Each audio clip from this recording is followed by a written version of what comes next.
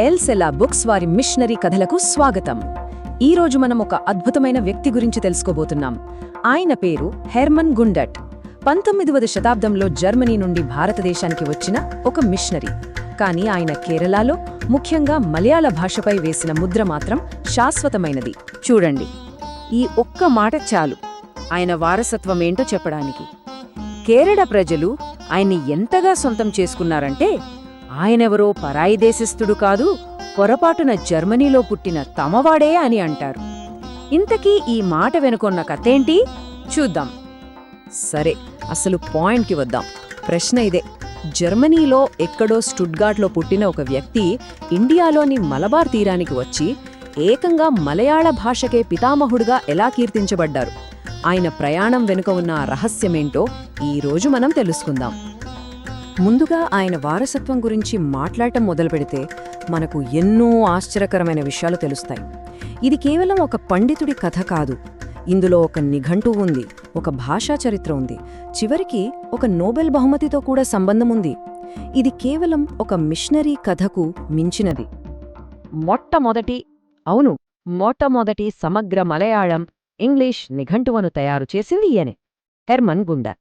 ఎంత గొప్ప విషయమంటే అది ఈరోజుకి ఒక ప్రామాణిక గ్రంథంలా ఉపయోగంలో ఉంది. ఒక విదేశీయుడు ఒక భారతీయ భాషకు ఇంత బలమైన పునాది వేయడం నిజంగా అద్భుతం. ఇక్కడే అసలు ట్విస్ట్ ఉంది. ఈయనకు ప్రపంచ సాహిత్యంతో ఒక ఊహించని సంబంధముంది. ఎవరో తెలుసా? ప్రఖ్యాత రచయిత హెర్మన్ హెస్సీకి ఈయనే తాతగారు. అవును, సిద్ధార్థ నవల రాసిన హెర్మన్ హెస్సీ. ఆ భారతీయ తత్వశాస్త్ర స్ఫూర్తికి బీజాలు బహుశా ఆయన తాత నుంచే వచ్చుంటాయి. సరే, ఇంత గొప్ప ప్రయాణం అసలు ఎక్కడ మొదలైంది? భారతదేశానికి రాకముందు జర్మనీలో ఆయన బాల్యం ఎలా గడిచింది? ఆయన్ని ఒక పండితుడిగా తీర్చిదిద్దిన పరిస్థితులేంటో ఒకసారి వెనక్కెళ్ళి చూద్దాం. గుండట్ పుట్టి పెరిగింది చాలా భక్తి, పండిత వాతావరణంలో. వాళ్ల కుటుంబంలో మత విశ్వాసాలు చాలా లోతుగా ఉండేవి. చెప్పాలంటే వాళ్ల తాతగారే స్వయంగా బైబిల్ సొసైటీకి సెక్రటరీగా పనిచేసేవారు. సో ఆ ప్రభావం ఆయనపై చిన్నప్పట్నుంచే బలంగా పడింది. అంటే ఆలోచించండి, ఆయన ఇంకా ఇండియాకి రాకముందే చిన్న వయసులోనే డాక్టరేట్ పూర్తి చేశారు. అంతేకాదు, సంస్కృతం, లాటిన్, గ్రీక్, హిబ్రూ ఇలా ఒకటా రెండా ఎన్నో భాషల్లో పట్టు సాధించారు.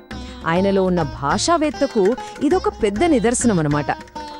ఇక్కడ్నుంచే ఆయన జీవితం ఒక పెద్ద మలుపు తీసుకుంది. భారతదేశానికి రావాలనే పిలుపు. ఆ పిలుపుతో మొదలైన ఒక కొత్త ప్రయాణం, ఒక కొత్త ప్రపంచంలోకి అడుగు. ఆ ప్రయాణం ఆయన భాషా నైపుణ్యాలను ఎలా మరింత పదులు పెట్టిందో ఇప్పుడు చూద్దాం. ఈ టైంలైన్ చూస్తే మనకొక క్లారిటీ వస్తుంది. 1836లో మద్రాసులో అడుగుపెట్టారు.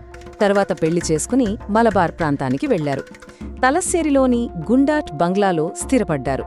దాదాపు 23 ఏళ్ల తర్వాత ఆరోగ్యం సహకరించకపోవడంతో 1859లో తిరిగి జర్మనీకి వెళ్లిపోయారు. ఈ 23 ఏళ్లే ఆయన జీవితంలో అత్యంత కీలకమైనవి. గుండట్ని మిగతా వాళ్ల నుంచి వేరు చేసింది ఇదే. ఆయనతో పాటు ఉన్న మిషనరీలు స్థానిక ప్రజలతో పెద్దగా కలిసేవాళ్లు కాదు. కాని గుండట్ అలా కాదు.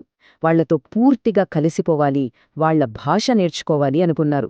తమిళం, తెలుగు, ఆ తర్వాత మలయాళం, ఇలా అన్ని భాషల్లో ప్రావీణ్యం సంపాదించారు. ఇప్పుడు మనం ఆయన వారసత్వంలో అత్యంత ముఖ్యమైన భాగానికొచ్చాం. ఆయన్ని ఆధునిక మలయాళ పితామహుడు అని ఎందుకంటారో, తలసేరిలో ఆయన చేసిన పనులేంటో వివరంగా చూద్దాం. ఈ లిస్టు చూడండి, ఆయన ఎంత పనిచేశారో అర్థమవుతుంది.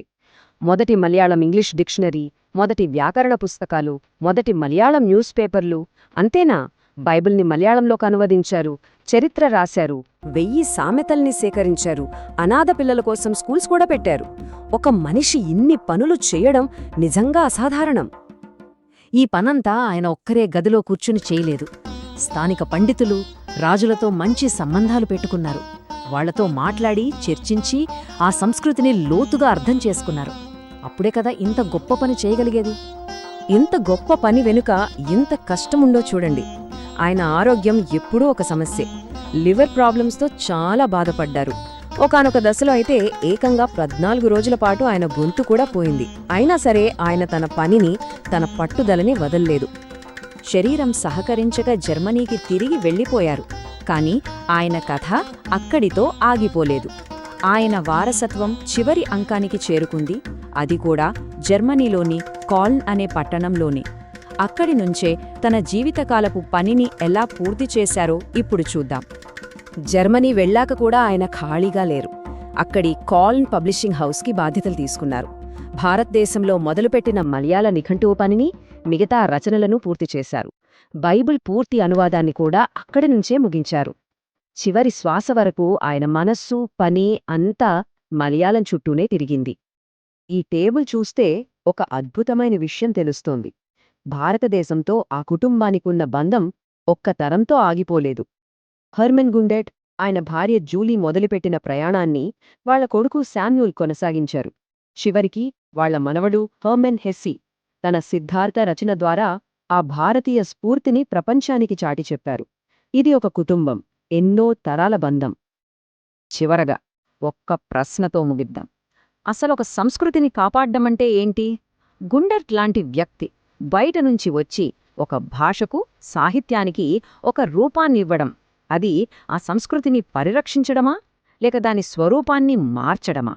గుండెట్ జీవితం మన ముందుంచే ఒక పెద్ద ప్రశ్న ఇది.